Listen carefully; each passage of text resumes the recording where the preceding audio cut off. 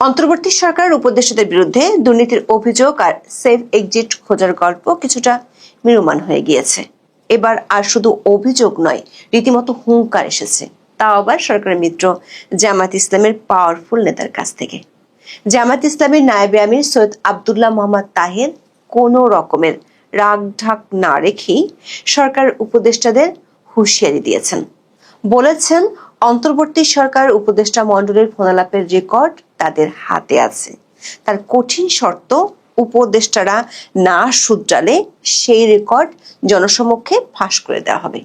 কিছুদিন আগে সবচেয়ে কাছের মিত্র কিংবা নিয়োগকর্তা বলে পরিচিত এনসিপি নেতা নাহিদ ইসলাম উপদেষ্টাদের প্রতারণা আর সেফ এক্সিট খোঁজার চেষ্টার কথা জানিয়েছিলেন।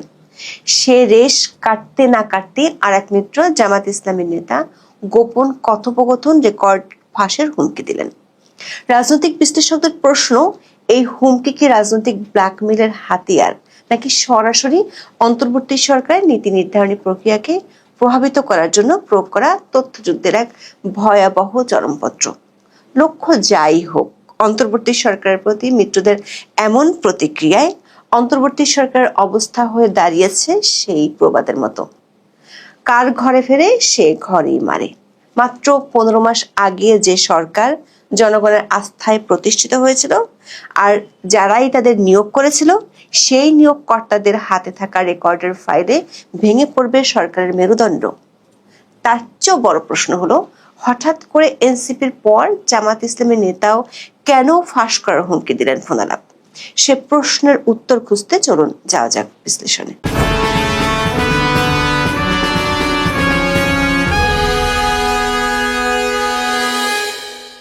দর্শক, কথায় আছে, বিশ্বাসে মিলায় বস্তু তর্কে বহুদূর। গত বছরের 8ই আগস্ট একমাত্র ক্ষমতাচ্যুত আওয়ামী লীগ ছাড়া বাকি প্রায় সব দলের অকুণ্ঠ বিশ্বাস আর সমর্থন নিয়ে সিংহাসনে বসেছিল অধ্যাপক ইউনূসের অন্তর্বর্তী সরকার। কিন্তু মাত্র কয়েক মাসেই সেই বিশ্বাস আজ প্রশ্নের মুখে। শুরুর দিকে সরকারের কয়েকজন উপদেষ্টা ও তাদের সহযোগীদের বিরুদ্ধে দুর্নীতির অভিযোগ ওঠে, কিছু কিছু খবর গণমাধ্যমে প্রকাশিত হয়। 1 বছর পার হলে গত 9ই আগস্ট দুর্নীতির সবচেয়ে গুরুতর অভিযোগটি তোলেন বিএনপি চেয়ারপারসন খালেদা জিয়ার একান্ত সচিব এবিএম আব্দুস সাত্তার। তিনি দাবি করেন, অন্তর্বর্তী সরকারের 8 জন উপদেষ্টার সীমাহীন দুর্নীতির প্রমাণ তার কাছে রয়েছে। যদিও তিনি অভিযুক্ত উপদেষ্টাদের নাম প্রকাশ করেননি, কিন্তু তার অভিযোগের ধরন ছিল অত্যন্ত সুনির্দিষ্ট। তিনি বলেছিলেন, এই উপদেষ্টাদের সঙ্গে যোগাযোগ ছাড়া গুরুত্বপূর্ণ পদে নিয়োগ বা বদলি হয় না।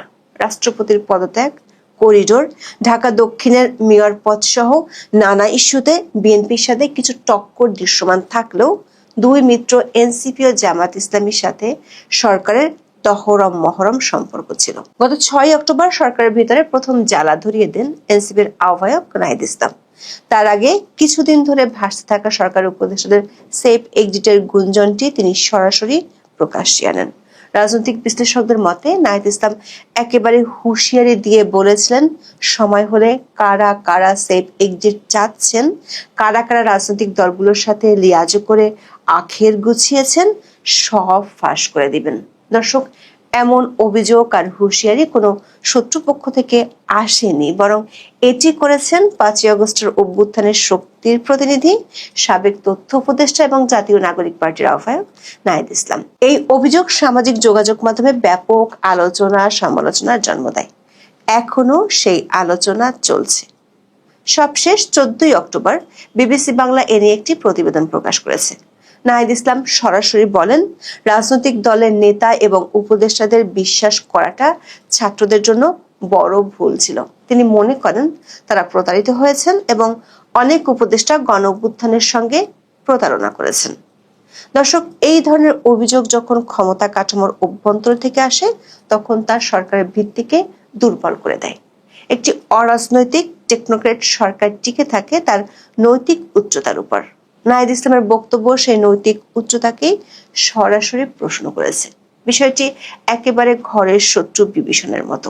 প্রশ্ন উঠেছে, অন্তর্বর্তী সরকারের যারা নিয়োগকর্তা, তাদের মধ্যে সরকার কিংবা সরকারের উপদেষ্টাদের নিয়ে এত বড় অবিশ্বাস দানা বাঁধলো কেন? দর্শক, এই প্রশ্নের সুরাহা হতে না হতেই সরকার আরেক মিত্র, যারা গত 15 মাসে সরকারকে সমর্থন দিয়েছে, মানে জামাত ইসলামের বড় একজন নেতা সরকারের উপদেষ্টাদের বিরুদ্ধে প্রকাশ্যে হুঁশিয়ারি দিয়ে ফেলেছেন।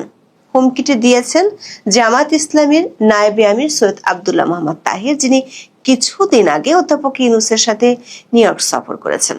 14 অক্টোবর পিআর পদ্ধতিতে জুলাই জাতীয় সনদের অন্তর্ভুক্ত করে গণভোটের দাবি সহ 5 দফার দাবিতে ঢাকায় মানববন্ধন করে বাংলাদেশ জামাত ইসলামী। রাজধানীর মৎস্য ভবন মোড়ে ওই মানববন্ধনে বক্তব্য দেন জনাব তাহের। জনাব তাহের অভিযোগ করেছেন, অন্তর্বর্তী সরকারের কয়েকজন উপদেষ্টা সিভিল ও পুলিশ প্রশাসনে একটি বিশেষ দলের অনুগতদের বসিয়ে নীল নকশা নির্বাচন করার ষড়যন্ত্র করছেন।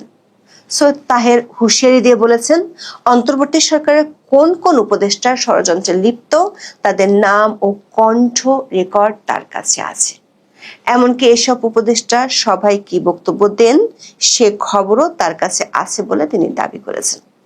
দর্শক, খেয়াল করে দেখুন, অন্তর্বর্তী সরকারের বিরুদ্ধে সবচেয়ে বিপজ্জনক কৌশলগত চাপটি এসেছে সরকারের মিত্র জামাত ইসলামের নেতার হুমকির মাধ্যমে। প্রশ্ন হলো, উপদেষ্টাদের গোপন কথোপকথনের রেকর্ড জনসমক্ষে ফাঁসের কি চরমপত্র আছে? অনেকে মনে করেন এটি কেবল রাজনৈতিক চাপ নয়, বরং সরকারকে বাধ্য করার একটি কৌশলগত ব্ল্যাকমেলও হতে পারে। সৈয়দ তাহেরের বক্তব্যের পরের অংশ বিশ্লেষণ করলে বিষয়টি অনেকটা পরিষ্কার হবে। কারণ এখানে গুরুত্বপূর্ণ প্রশ্ন হলো, নাহিদ ইসলামের পর সৈয়দ তাহেরও প্রায় একই ধরনের অভিযোগ করেছেন। জনাব তাহের বলেছেন, নির্বাচনের সুষ্ঠু হওয়ার জন্য সরকারকে নিরপেক্ষ হতে হয়, সিভিল ও পুলিশ প্রশাসনকে নিরপেক্ষভাবে ভূমিকা রাখতে হয়। কিন্তু জামাত ইসলামের কাছে মনে হয়েছে সেই নিরপেক্ষ প্রশাসন, সিভিল ও পুলিশ প্রশাসনকে দলীয়করণ করার জন্য এক মহা ষড়যন্ত্র হচ্ছে। আব্দুল্লাহ মোহাম্মদ তাহের উদাহরণ দিয়েছেন, নির্বাচনের জন্য, বিশেষ করে নির্বাচনের সাথে সংশ্লিষ্ট উচ্চপদস্থ কর্মকর্তাদের নিয়োগ বদলির জন্য জনপ্রশাসন সচিব খুব গুরুত্বপূর্ণ ভূমিকা রাখে। সম্প্রতি চুক্তিভিত্তিক জনপ্রশাসন সচিব নিয়োগ দিয়েছে সরকার।